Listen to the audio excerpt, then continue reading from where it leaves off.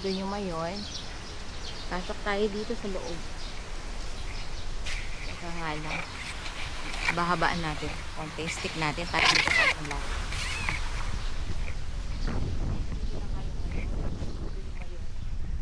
Ito yung church.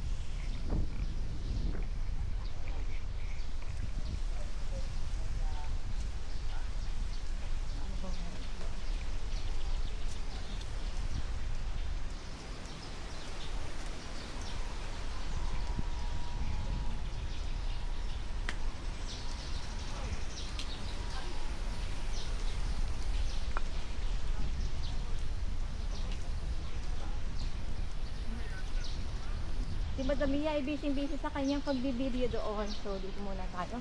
Let's take a look what is inside here. So, meron dito fish pan. Swimming pool. Something. Okay. Hindi ko naman parang kumbayan to. Ano yung swimming pool? Kasi hindi lang na dito. Parang fish pan doon. Ang ganda pa naman sana niya. So, dito mga bato.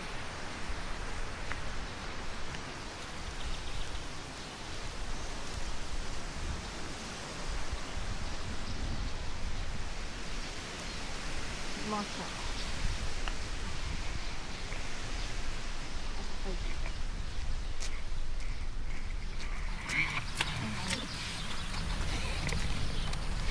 Madam Mia, pasyal ka dito sa loob.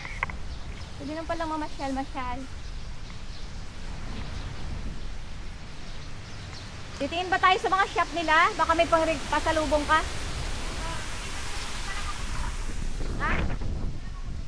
Tara doon, sasamahan kita. Maganda doon mag-picture.